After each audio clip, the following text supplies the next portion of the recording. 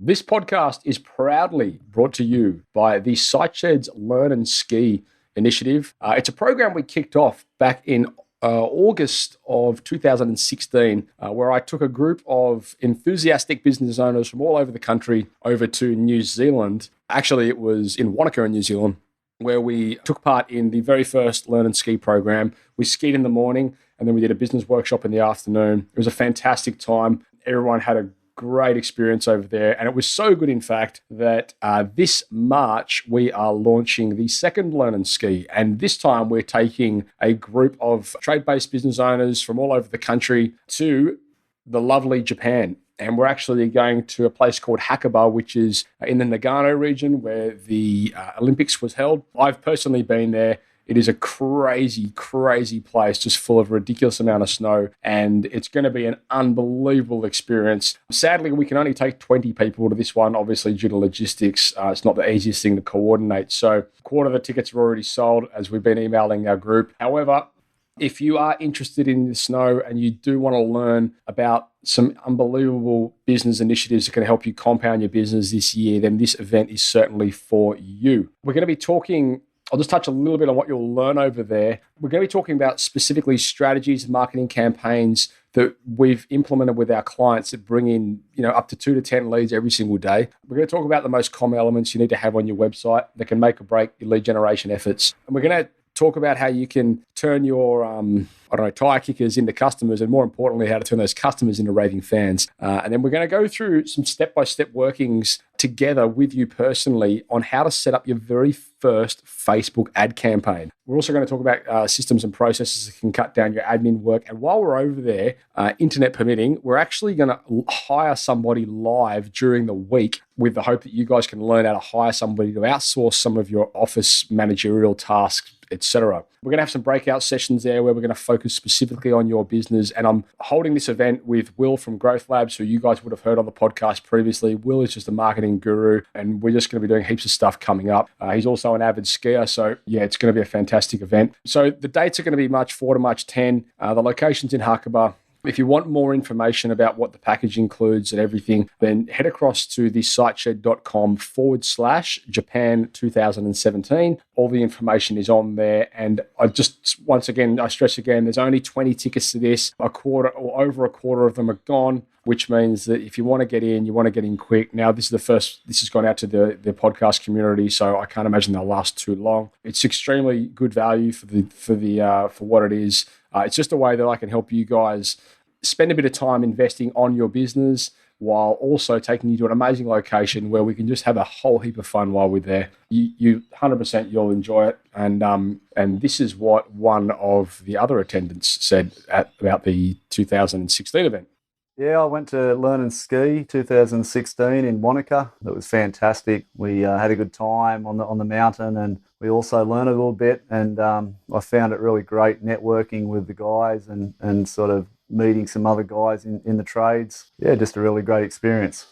So anyway, folks, there it is. You've heard it from one of the attendees. It's going to be an incredible event. Get across there. You're going to learn a whole load of stuff that you can implement straight into your business. I mean, all the information in the world's useless unless you implement it. And we're actually going to sit there and help you implement it. So, I mean, it's worth that alone, regardless of the world-class skiing. Head across to the sightshed.com/Japan 2017. Get it locked in quick, otherwise you'll miss out. Hello and welcome to the Sightshed podcast. My name is Matt, and you are joining us today for the first episode of the Getting Stuff Done series I'm conducting with Mr. Tom Reber from motorhard.com out of Colorado in the United States. The whole aim of this series is to basically give you guys out there a bit of a framework and some direction in the space of setting goals and then keeping yourself accountable to the goals for the 2017 year. We've broken it into 3 series. This is the very first one, which is called Creating a Game Plan in Your Business. You're going to love this. Make sure you head across to the show notes where you can get access to Tom's ebook.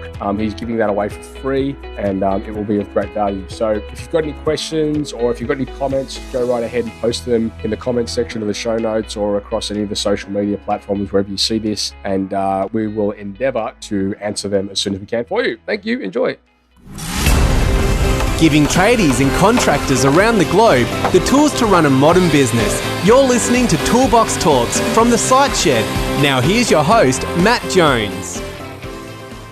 Hello listeners and welcome back to Toolbox Talks on the Site Shed podcast. My name is Matt Jones and today I am joined by Mr. Tom Reber, who is out of Colorado in the United States. And Tom is a business coach for contractors and his company is motorhand.com. Tom, welcome to the microphone. Hey, Matt, how you doing, man? Appreciate you having me on today. How are things over by you there? Well, everything's fine and dandy here. We're in full swing, middle of summer. So it's, probably pushing, it's 8:30 in the morning, pushing probably 20, 22 degrees or something, which I don't know what that is in Fahrenheit. Yeah, it's lovely. Just been down for a swim. Now we're ready to record. All right, well, 22 is definitely not swimming weather here. So that's right. You're well, awesome, man. Well, I'm glad we can make this happen. Absolutely. So I think one of your staff reached out to us and basically approached us saying, "Oh, look, on behalf of Tom, we'd like to maybe have a chat to you about some stuff." And I came back and said, "You know what? If you can help us with some stuff around some content around getting things done, goal setting, implementation, accountability, that kind of stuff, that'd be fantastic." And we've sort of been brainstorming some ideas here together on this framework, and I think it's going to be a really good episode. Obviously, coming into this time of year and coming into a new year, I think it's one area that a lot of people and business owners really struggle with is actually, being accountable, setting goals, and getting a bit of a strategy in place in order not to waste the year and not to, you sort of got something to strive for. So that's my experience anyway. I'm sure you have a similar one. Yeah, absolutely. This time of year, it's natural for people to feel the pressure that, oh my God, the new year's coming. I got to set a bunch of big, crazy goals or I'm going to be behind. And so there's definitely I see a frantic energy about, the contracting world and the business owner world where they're kind of jumping through hoops to figure out where they want to go in the new year. And I think as well as, in my experience, certainly, and this is something that I openly admit I struggle with from time to time, even today, is the goal setting process. And I think sometimes we just overcomplicate it so much. And I think what's more important than goal setting is the accountability behind it, because I don't know if you can relate to this, but like so often, and even with people that I've coached in the past and worked with, we can go and set all these goals and all these projections and do all this kind of stuff. But if you're not being held accountable to it, at the end of the day, it doesn't make any difference, because it's just another bit of wasted space on the whiteboard in the office at the end of the day. So what I'm really looking forward to is, I suppose, hearing your perspective on, throughout this series we're going to conduct on, how to set smart goals, and then how to sort of keep accountable to them, and what the best ways is of doing that. So I think it's going to be really beneficial, especially coming into a new year. Absolutely. So basically, this series we've titled "Getting Stuff Done," and we've broken it down into 3 separate episodes. The first one, we're going to be talking about creating a game plan in the business.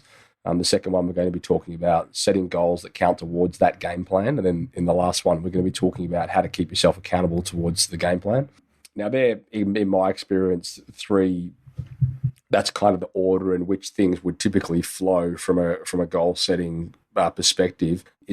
Are we kind of on track there in the sense of, you need to have this before you can go to here, you need to do this before you can get to there? Like there's an order? Yeah, absolutely. I think, and you nailed it, without the accountability and the right goals and stuff, we're going to be, we can have all the greatest plans in the world, but if we don't implement things, then we're just wasting our time. And so I think it all starts with just being super clear on where you are and where you want to go, and have that clear destination in mind. I mean, I don't know how many times through my life I've set a goal that wasn't necessarily the right goal. Yeah. And over time, just in my own life, my own businesses, and the people that I work with, I find that I think you touched on it earlier. Sometimes we overcomplicate this whole goal setting thing. And so I think it all starts with just understanding that you get to choose exactly where you want to go. Yeah. Because it's your business. And and just getting really, really clear on that is going to be the difference maker, because most business owners really screw themselves because from the get-go they fail to get clear on what they really want. They don't take the time to sit down and go, what is it if I wave a magic wand over my business here or in my life? What do I really want it to look like? And they buy the lie that they're not in control when really they are. I think as well, from my experience, there's so much fluff, around this topic and, rainbows and unicorns. Oh, if you're 99% of your dreams that you don't write down won't come true and all this sort of bullshit. Like, I'd really like to sort of, like, you hear all this stuff, and in my experience, it just sort of makes it even further away to achieve. Okay, if you write your dreams, your goals down, they'll come true. Yeah, great. But that's, in my experience, that's complete bullshit, because I've written so many things down and a lot of it doesn't come true because I've never actually set a plan to implement, or I've never written something down knowing how I'm going to get there. Like, you can write these dreams on the board. And in my experience, the difference between a dream and a goal is a dream is something you have, you don't really know how you're going to get to, but with a goal, you've got like a strategy in order to get there. Yeah. Yeah. Well, I think, the mistake I've made in the past is I set goals that are not rooted in what's really important to me. Yeah. And when you don't do that, your why is not strong enough. So for example, I'll work with people, and one of the first things we'll do is we'll try to establish what some of their main core values in life are. Yeah. Some people are, they value, teamwork or leadership or justice or wealth or community and things like that. And what I've found, just for me, if you look at my top 3 values that I set my goals on and get clear on, wealth is not even in my top 3. Right. My number 1 is always impact. Like, the most important thing to me is I need to feel and know that I'm having an impact in people's lives.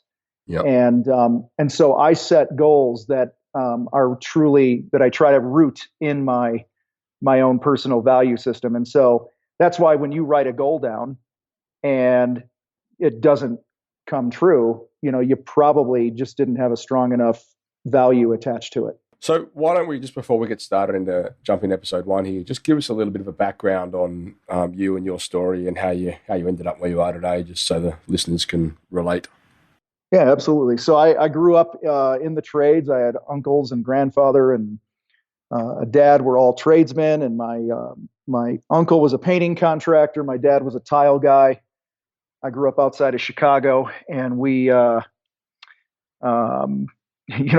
dad, after many years as a tile guy, he used to be 6'2", and from hunching over his whole life, he was down to like 5'9", 5'10" by the time he retired.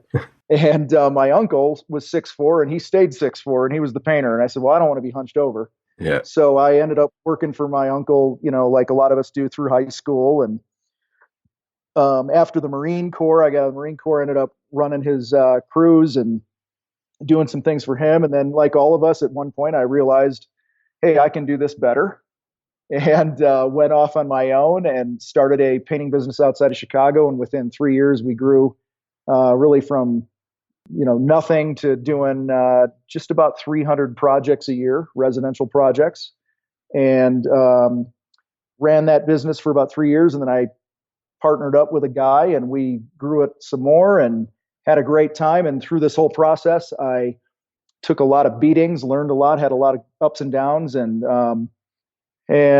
started to get approached by other business owners, people in other industries, people in the trades. Hey, come speak at our event, because we had some pretty crazy growth going. We were really known for the experience that we gave our clients, and that's really how we differentiated from our competitors. And that just kind of led to me getting on stage and helping people and coaching people. And that was really like the pilot light that was lit in me. And then a few years later, back in end of 2010, early 2011, I decided that this is where I could have the most impact, back to the things that we value the most. Yeah.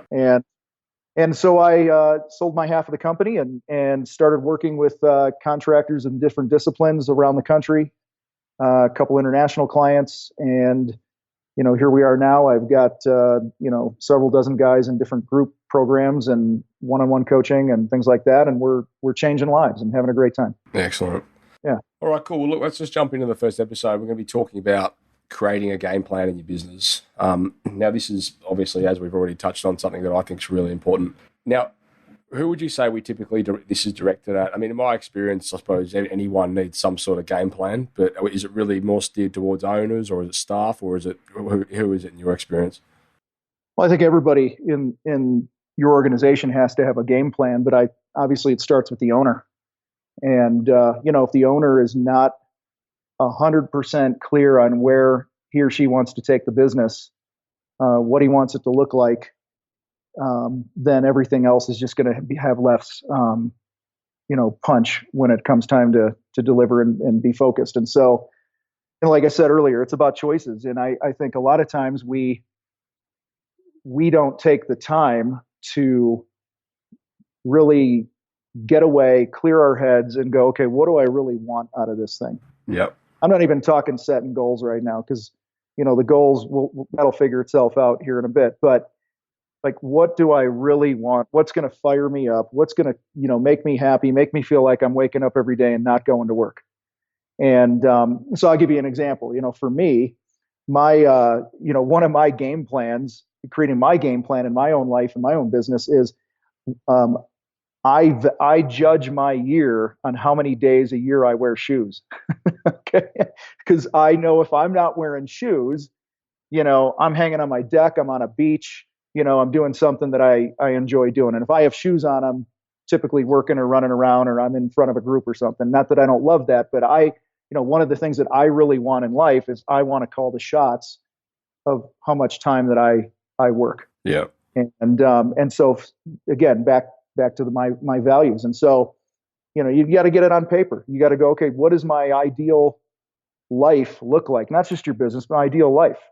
How many guys you've been in the trades forever, man. How many guys burning the candle at both ends?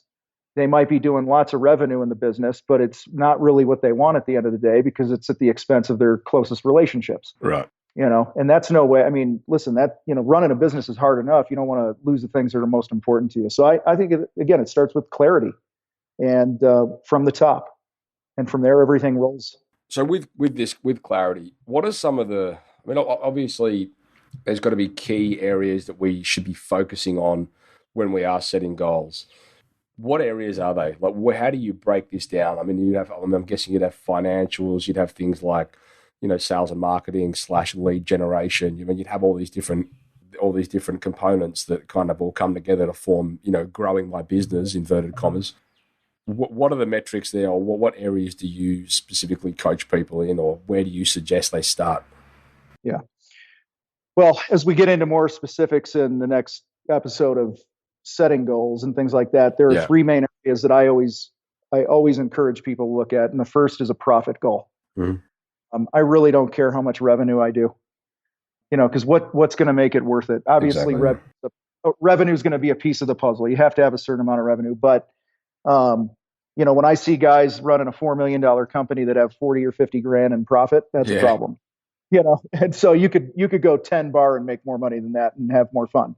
And so, I think the first thing is, when you're doing it, so it's profit goals, there's time goals, and I think you have to have an overhead goal, and we'll talk on those things later. But okay. The one big thing, and I'm banging this clarity thing, because a lot of times we look at the people around us and we go, well, he's been in business and he's got a $3 million business, so I should have a $3 million business too. Yeah.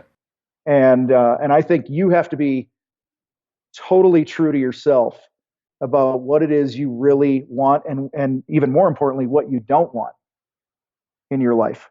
And, so getting clear before you even start setting what those targets are, to me, it comes down to just really defining what my ideal day looks like, what my ideal company looks like. Yeah. Like I said, wave a magic wand. What's this thing look like? How is it viewed in the community?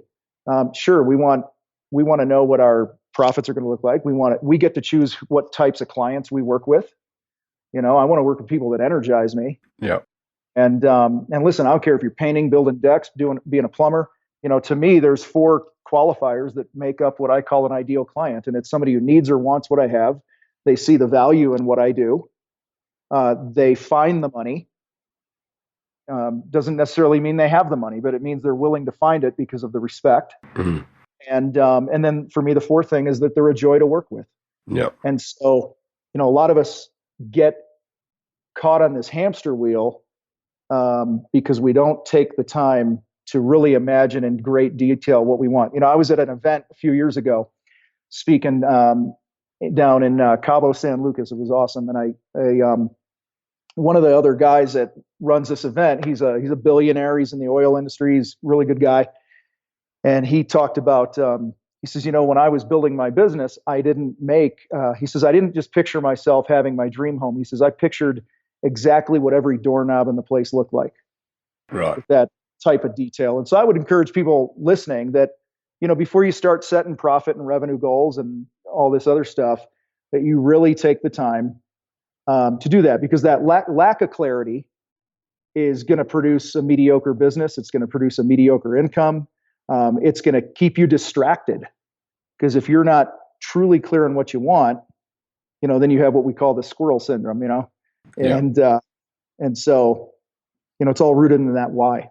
So in your experience, does it help to approach this whole process with a reverse engineering kind of mindset? So, instead of sitting there and going, I want to make 250 grand profit, then you sort of go the other way. You sort of sit there and say, well, okay, I want my business to look like this at the end of the year, and then sort of break it down backwards. Yeah, but I actually start with the money. Okay. And so here's why. Because now I don't know what it's like in other parts of the world, but in America, the average contractor makes like 50 grand a year. Yeah. Okay. And so you think of all the risk we take, all the liability we take on, Yeah. the phone calls on a Sunday night because somebody's complaining about something, the employee issues, and all the other things that we deal with as a business owner. Yeah. And I'm damn well going to make more than 50 grand. I'm going to make like 5 times that. Yeah.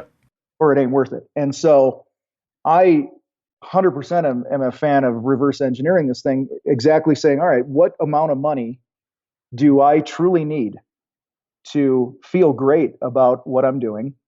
And then what do I want my company to look like? What do I want my day to look like? What do I want? Listen, if you don't want to work, if you want to take 2 months off like you do and go surfing, right? You like to surf, you like to ski. Yeah. Okay. Well, if you want to take 2 months a year and go do that, then reverse engineer your business and build it on a 10-month year. Yeah. And so, yeah, you got to start with, the old Stephen Covey stuff. You got to start with the end in mind. And many of us, we hang our shingle on the office one day because we think we can go out and run a business. And I did it, and then next thing you know, you're 2-3 years into this thing, you're on the hamster wheel and you're not making any money. So we may touch on this in the next episode, and if we are, let me know now. But Sure. when we're reverse engineering a goal, how do we go about making sure that we're setting a goal that's realistic in the first place? Well, because you know what I mean. Like, it's easier for us to say, okay, I want to make $1 million next year, and then we've been in business for 6 months and we don't have any business experience and all this kind of stuff. Like, how do you differentiate between what's actually achievable and then what's just ridiculous? So you're never really going to get there. Well, absolutely. Listen, when let's take the first year business owner. He doesn't know anything. He doesn't know how much money is going to come in. You're out there slinging it away. You're hustling. You're just trying to make it happen. I think the longer that you're in business, if you are diligent about keeping good sales and lead tracking information, I think you can start to take that data and last year's profit and loss, the last 2-3 years profit and loss, and we can begin to see some patterns. And so I'm a big fan of the data. I'm a big fan of tracking things. On the flip side, though, listen, I also think that we set our goals too small a lot of times. Yeah. And here's what I see us do. Let me rephrase that. We set too crazy of revenue goals and too small of profit goals, if I'm just talking money. Okay. That's what I see more often than not. Like, guys will go, yeah, I want to double my revenue. Yeah. And I'm like, screw that. How about we raise your gross profit by 10%? Yeah. Cut your overhead by 5%, and you'll triple your profit with less work. Okay. So I would encourage people listening to this to get bolder in your profit goal. Like, when I speak to my live audiences and things like that, and I frequently, one of the first things I say is, listen, if you're not making $200,000 a year as the owner of a contracting business, you should seriously consider hanging it up. Yeah. Okay. So I want you to expand what's possible and not settle for the scraps. And I see a lot of guys settling for the scraps instead of really finding a way to use the data that they have, but just go, okay, how can we tweak this and be more profitable instead of just bigger? So, just while we're touching on that, on the whole data thing, this is something that we obviously, I mean, we're big on, I suppose, systems and processes and and guys implementing, I suppose, tools and techniques that can give them a bit of a visual of where they are, and to just give them. I mean, if you can't track it, you can't improve it, right? So, what are some of the methods that the guys, and maybe we're going to be, I don't know, we're going to be touching on this and keeping yourself accountable to a game plan, or if I'm jumping the gun, let me know. But I imagine there must be tools or techniques or something that you must implement that can help people track things better. That might be like online dashboards, or it could be just, profit and loss statements, or I don't know, whatever it is. But what do we typically do here? Well, I think once you nail down who you want to be and where you want to go, I'm a big fan of having visuals around my office, my home, my bedroom, whatever. Yeah. In my bathroom here in Colorado, or in my bedroom, I wake up in the morning and the first thing I see is there is a big, huge, I don't know if you know those big oversized Post-it notes that are like big and bright and yellow. Yeah. Well, I have one of those posted right across from my bed. And the first thing I see in the morning when I wake up is the words, "It is a gift." Okay. So it reminds me that every day that I get to open my eyes is a gift. Then I stand up and then I walk toward my bathroom and I go into my bathroom, and on my mirror, there's another thing there that says, "Give more than you take today." Mm-hmm. Okay. And so what I'm getting at here is that's the type of dude that I want to be. And so whether you have a business or a brand you're trying to build or a clear objective that you want to get to, I think you have to make it visual. You have to make it in a place where we see it, we talk about it, we incorporate it into our weekly meetings. I have a contractor who he worked really hard to create his values and his vision and all that other stuff. And we structured his weekly meeting to have a section where, those company values don't just hang on the wall and nobody talks about them, but everyone has to go around in the company meeting and share an example of how they fulfilled or failed on the company, on a certain company value that week. Okay. So, my first business coach years ago always would say, what you focus on improves. Yeah. And so I think a lot of times we get what we think is clarity, but then we don't revisit it anymore. We don't make it part of our daily walk. And yeah, that's part of the accountability, but I just think you got to post it for people to see. You got to talk about it in your meetings, put some visuals up, and really incorporate it into your culture. See, this kind of ties into what I was saying before about there's a lot of cliches around this space, and especially in these affirmations and posting this stuff around the office. And if you write it down and post it, it'll get done. But realistically, what you're saying is it'll get done as long as you revisit it regularly, implement it, and then you get people buying into that with you, especially in your team. Yeah, well, we're stronger together than we are on our own. What's the process in getting people to buy into these goals with you, your team to buy into them? I don't know where I heard this, but I wish I could remember, but I spent some time with somebody and he's like, "I'm not interested in buy-in, I'm interested in ownership." Mm-hmm. And that's always resonated with me. And I think it starts with, again, identifying, back when I said wave a magic wand over your business, what do you want this thing to look like? Describe what the team looks like. What kind of people are they? What kind of human beings are they?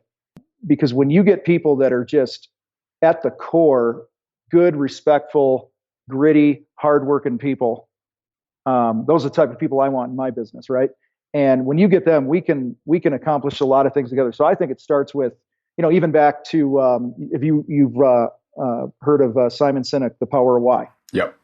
Yeah, and when people believe what you believe about the world, you can accomplish a lot of great things. So I think it starts with being really, really picky about the type of talent you have. I recently just watched a Gary Vaynerchuk video where he's like, "Hey, if it's me and four of my friends here in the office, and we go play 3 NBA stars do a game of 50, what do you think the score is going to be?" And somebody was like 50-2, right? And he's like, so it's not how many people you have on your team. It's, do you have better talent? Do you have better people? Yeah. And so I would encourage everybody to really be picky about the type of human being that you allow into your organization, because the skill can be taught. And so to me, that's where I start with getting the buy-in that you asked about. So when we talk about, I suppose, when we're talking about the team and we're talking about, like one of the common phrases when we're talking leadership is, creating unity within the group and all this kind of stuff. Mm-hmm. In your experience, is having a clear, this might be a bit of a loaded one-way question, but, I'll take a softball, man. That's good. Yeah.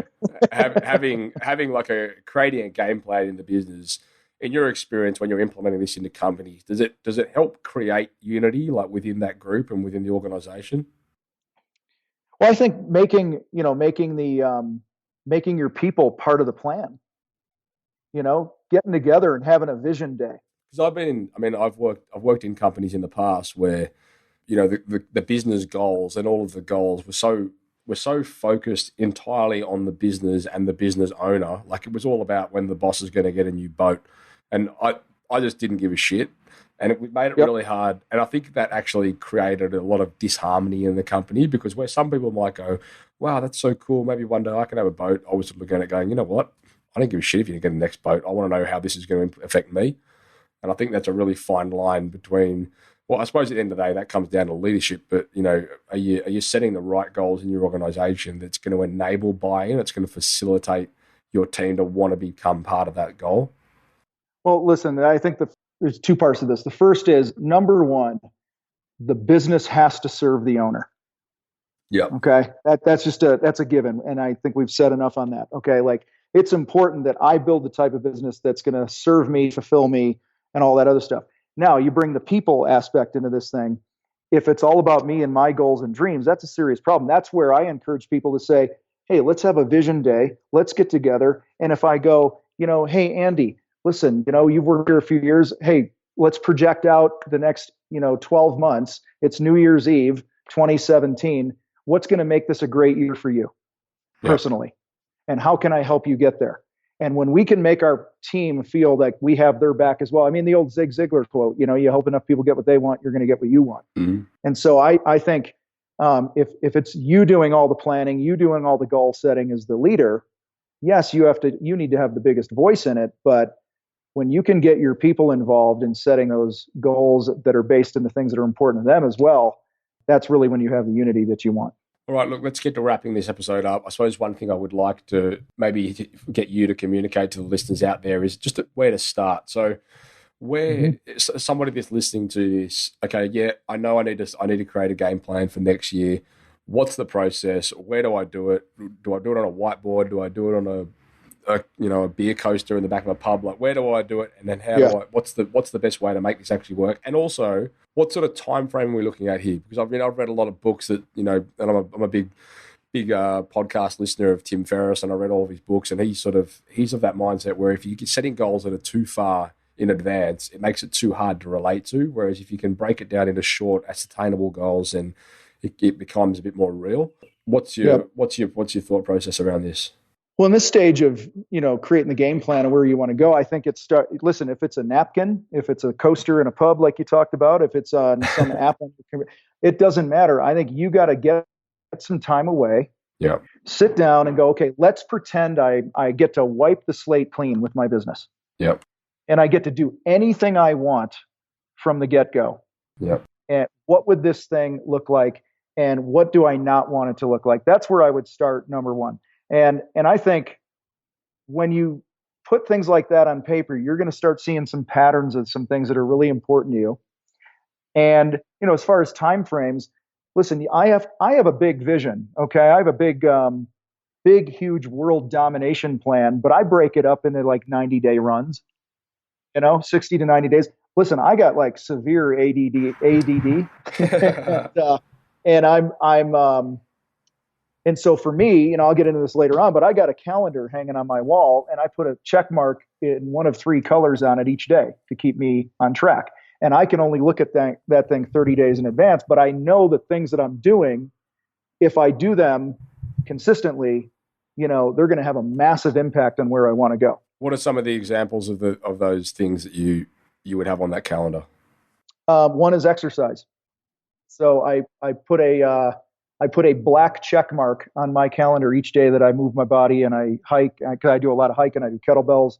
Yep. And so this is in the accountability section that we can talk about later. But for me, the other two are actually personal ones that are just between me and myself. Okay. But there are three things that I do each day, and that have nothing to do with sales and profits and any of that. But these are core things in my character, core things in my daily habits that I know if I do or don't do, I'm going to be way more powerful. But I can only look at those 30 days in advance. I just put a check mark on it. Next to that, the exercise is a black check, and then one of the other ones is a red check, and the other one's a green check. And so I'll give you an example. The green check, I'll leave the red one for me. The red is red because to me it's the most important one. It's my most private one. Okay. The green check mark that I put on my daily calendar. I have a history in my family of alcoholism. Yeah. I like beer, and when I get into moments of stress, or if I have too much time on my hands, one of my defaults, just how I've been wired for 40 something years, is to crack open a beer. And so whenever I do not have any alcohol, I put a green check on my calendar, because for me it just means that I'm going to be more powerful. And it's crazy because I don't want to see blank days there. I want to see a green check, I want to see a black check, and I want to see a red check. And I know it's so funny because when I see those patterns where all those things are checked, it's really crazy that in that month I've had really great results in every area of my life.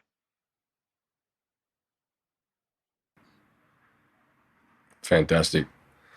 All right, well, that's a good wrap up for me, I reckon, on this episode. And are you happy with that, to leave that there? Right on. So let's close this episode off, and we're going to come back for the second episode where we're going to be talking more specifically about setting the goals that count towards this game plan. And perhaps in doing this, we might even create like a bit of a framework that people can follow. So for the listeners out there, make sure you tune in for episode 2, where we're going to be giving you guys a bit of a practical application where you can actually take all this goal setting stuff and actually put it into practice. So Tom, thanks for joining us, and listeners, we'll be back with the next episode in days to come. Thank you for listening to another episode of Toolbox Talks. If you're liking what you hear, then you can head across to the siteshed.com, where you can join our community by signing up to our Toolbox Talks. You'll get sent a weekly notification, which is basically a highlight of everything that we've spoken about during that week, along with any other industry news that may be relevant or specific to the trades. If you're enjoying the show, you can head across to iTunes, Stitcher, or SoundCloud, where you can leave us a review. That would be fantastic, and all the reviews get read out in the show. Likewise, if you have any friends or colleagues that you think would benefit from this show and the episodes that we create, then please go ahead and share it with them.